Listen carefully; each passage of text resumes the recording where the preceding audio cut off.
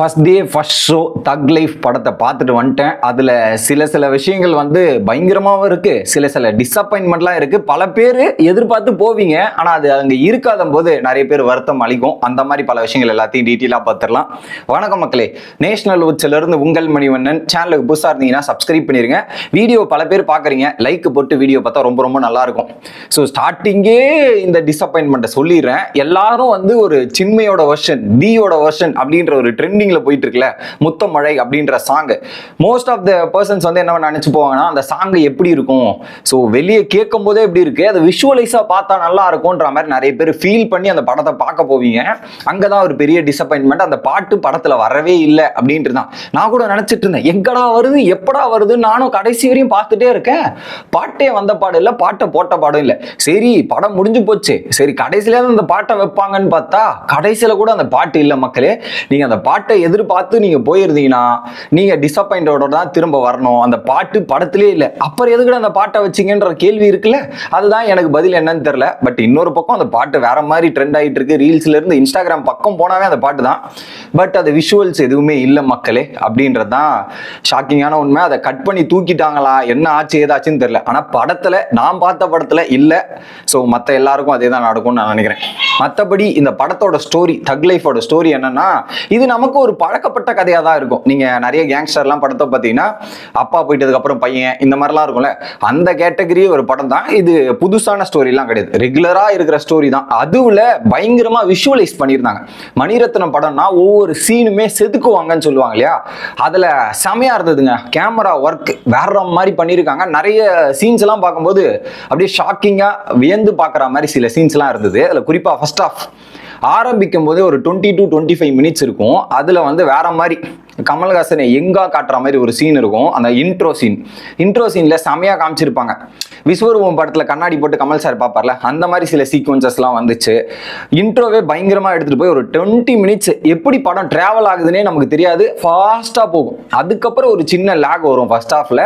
அது கமல்ஹாசன் ஒரு இடத்துல மாட்டிக்கிற மாதிரி ஒரு செக்மெண்ட். அதுக்கப்புறம் ஸ்லோவா போயிட்டு ஒரு இன்ட்ரோல் பிளாக் வைப்பாங்க. வேற மாதிரி அந்த இன்ட்ரோல் பிளாக் எனக்கு பிடிச்சது என்னன்னா, அதுக்கு அந்த இன்டர்வல் சீன் வர பிளேஸ் ஃபுல்லா ஐஸ் கட்டி பனிமூட்டமா இருக்கும். அந்த இடத்துல இன்டர்வல் விட்டா எப்படி இருக்கும்ன்றது நீங்க அந்த சீனை நீங்க நேரில் போய் பாருங்க, பார்த்தா அவ்வளோ ரசிச்சு பார்க்கலாம்னு நான் நினைக்கிறேன். அந்த இடம் எனக்கு ரொம்ப பிடிச்சிருந்தது. அந்த இன்டர்வல் சீன் தான் எனக்கு இந்த படத்திலேயே பிடிச்ச சீன். அந்த இன்டர்வல் பிளாக் சீனும் அந்த லொகேஷனுமே வேற மாதிரி விஷுவலைஸ் பண்ணியிருந்தாங்க. கேமராமேன் கலக்கிட்டார், வேற மாதிரி இருந்துச்சு. மற்றபடி ஃபர்ஸ்ட் ஹாஃப்ல கொஞ்சம் ஸ்டார்டிங் நல்லா இருக்கும், நடுவில் லேக் இருக்கும், இன்டர்வல் சூப்பராக இருக்கும். அதில் குறிப்பாக சொல்லணும்னா அந்த பேக்ரவுண்ட் மியூசிக்ல ஏஆர் ரஹ்மான் பின்னி தள்ளிட்டு இருக்காரு. அதில் ஒவ்வொரு இடத்துலையும் கொஞ்சம் ஸ்லோவாகிற மாதிரி அந்த பிஜிஎம் வந்து கரெக்டாக தூக்கி விடுற மாதிரி சில விஷயங்கள்லாம் நடக்கும். வேற மாதிரி இருந்துச்சுங்க அந்த இடம். ஓகே, அடுத்து செகண்ட் ஹாஃப் வந்த உடனே பார்த்தீங்கன்னா, இதுல தெரியும், ட்ரைலர் பார்த்தவங்களுக்கு தெரிஞ்சிருக்கும். ஒரு பக்கம் கமல் சார், இன்னொரு பக்கம் எஸ்டிஆர், இவங்க ரெண்டு பேருக்கு நடக்கிற ஃபேஸ் ஆஃப் தான் செகண்ட் ஹாஃப். அதுலயும் கொஞ்சம் ஸ்லாகா போகும். அதுல வந்து பாத்தீங்கன்னா ஒரு சில சென்டிமெண்ட் சீன்லாம் வரும். கமல்ஹாசனுக்கும் அவங்க ஒய்ஃபுக்கும் இருக்கிற சீன்ஸ், பொண்ணுக்கு இருக்கிற சீன்ஸ்ன்ற மாதிரி கொஞ்சம் சென்டிமெண்ட் சீன் வரும். கொஞ்சம் ஸ்லோவா இருக்கும். அதுக்கப்புறம் ஒரு பீக் எடுத்து டிராவல் எடுத்துட்டு போயிட்டு ஃபைனலா ஒரு கிளைமேக்ஸ் செக்மெண்ட் வச்சிருப்பாங்க. அதுல சில பேருக்கு வருத்தம் அளிக்கிற மாதிரி சில காட்சிகள் இருக்கும். என்னடா இவரை முடிச்சு விட்டீங்களே அப்படின்ற மாதிரி முடிச்சு விட்டுருப்பாங்க சில பேர்லாம். பட் ஓகே, படம் பார்க்கலாம். போயிட்டு பார்க்கணும்னா எஸ்டிஆரும் கமல்ஹாசனும் ஃபேஸை பார்க்கறதுக்கு பயங்கரமா இருக்கு, நல்லா இருக்கு. என்ஜாய் பண்ணி பார்க்கலாம்னு நினைக்கிறேன். எனக்கு தெரிஞ்சு நான் என்ஜாய் பண்ணேன், ரசிச்சேன். அதில் ஃப்ரேம் ஒர்க்கும் சரி, மியூசிக் ஒர்க்கும் சரி, எல்லாமே சூப்பராக இருந்தது. எல்லா சாங்ஸுக்கும் செமையாக இருந்ததுங்க. ஒவ்வொரு சாங்குமே நான் ஃபர்ஸ்ட் டைம் எந்த பாட்டுமே கேட்கல. ஒரே ஒரு சாங் தான் அந்த படத்தில் நான் கேட்டிருந்தேன். அந்த முத்தமழை சாங் இன்ஸ்டால ட்ரெண்ட் ஆனதுக்கு அப்புறம் அந்த சாங்கை போய் கேட்டேன். மற்றபடி இதில் நிறைய சாங்ஸ்லாம் இருக்கு. ஓ, இந்த படத்தோட பாட்டு தானா இது அப்படின்றது நான் படத்தில் பார்த்ததுக்கு அப்புறம் தான் அந்த பாட்டே எனக்கு தெரியும். அந்த மாதிரி தான் இருந்தது. ஸோ பாட்டு எல்லாமே, மியூசிக் எல்லாமே சூப்பராக இருந்திருக்கு. அதில் குறிப்பாக எஸ்டிஆர் சொல்லணும், அவருடைய பர்ஃபார்மன்ஸை சொல்லணும்னா பின்னிட்டாருங்க. அதில் ஃபர்ஸ்ட் ஹாஃப் ஒரு லுக்கு, தாடி இல்லாமல் ஒரு லுக் இருக்கும் ஃபர்ஸ்ட் ஹாஃப்ல, அதில் செம்மையா இருந்தார்.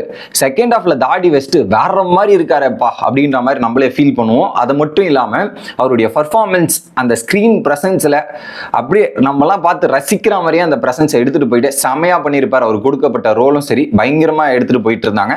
இன்னொரு பக்கம் உலகநாயகன் கமல்ஹாசனை பற்றி சொல்லவா வேண்டும். பயங்கரமா சில ஃபைட் சீன்ஸ்லாம் அந்த எக்ஸ்பிரஷன் இருக்குல்ல, வேற மாதிரி காமிச்சாருங்க. அந்த எக்ஸ்பிரஷன்லயே வேற மாதிரி தட்டி தூக்கிட்டாரு.